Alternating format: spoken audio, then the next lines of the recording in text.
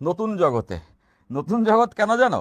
এই যে চুম্বকত্ব, তারপরে এই যে আবেশ, ইন্ডাকশন, তারপরে হচ্ছে জিওমেট্রিক্যাল অপটিক্স, এই চ্যাপ্টারগুলো, এই তিনটা চ্যাপ্টারই শর্ট সিলেবাসে ছিল না।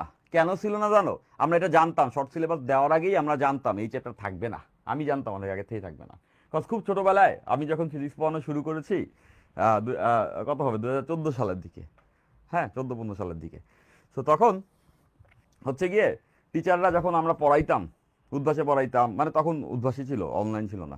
তো যাই হোক, যখন পড়াইতাম তখন সকল ফিজিক্স টিচার যখন ম্যাগনেটিজম আসতো না, তখন একটু প্যারা খেয়ে যেত, সব নলেজে ভরা।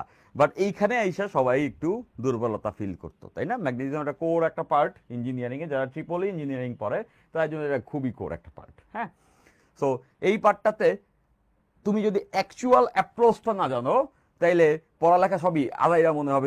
ফিজিক্স তো অনেক ভালো লাগে, বাট এই ভাইয়া এইখানে এসে সব কি পড়াইতেছে, এরকম মনে হবে। সো এইখানটাতেই আমি সব থেকে বেশি ফোকাস করি চুম্বকত্বতে।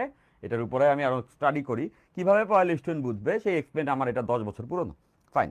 তো বলতেছি এই কন্টেন্টগুলা তুমি হরহামেশা অনলাইনে ভালো করে পাবা না। তুমি দেখবা অনলাইনে সবার ভিডিও আছে, ফ্রি ক্লাস আছে, বাট এগুলোর উপরে একটু কম আছে। সবাই ওয়েট করতেছে, এরপরে কেউ পড়াবে কেউ পড়াবে না, এরপরে সবাই মিলেমিশে শিখবে, এরপরে সবাই দেখবে সমান স্ট্যান্ডার্ডে আসবে। বাট তোমাদের জন্য ফুল সিলেবাস থাকলে কিন্তু তোমরা এগুলোকে ডিটেলসে জানতে হলে তোমার লাইফে ইন্টারমিডিয়েট একবারই চান্স নেওয়ার সুযোগ নেই। বুঝতেই পারছো, এই চ্যাপ্টারগুলো আমার আমার স্পেশালিটি। ওকে, আচ্ছা। তো চুম্বকত্ব, এইটা ট্রিপল স্টার, খুবই কঠিন লাগবে যদি প্রপার হইতে না পড়তে পারি। আর বাকি যেগুলো আছে তার মধ্যে জিওমেট্রিক্যাল অপটিক্স 2 স্টার, পরমাণুর গঠন 2 স্টার।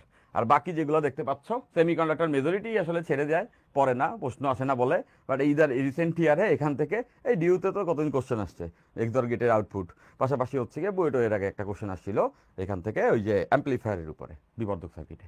তো এইটাকেও আমি 2 স্টার দিতে পারি। আবেশ 1 স্টার, ছোট, অনেক ছোট চ্যাপ্টার। তো যাই হোক, প্রায়োরিটি সবাই নিশ্চয়ই বুঝে ফেলছো, প্রত্যেকটা চ্যাপ্টারকে আমি কোনটা কতটা ইম্পর্টেন্ট বলে দিলাম। এখন আমার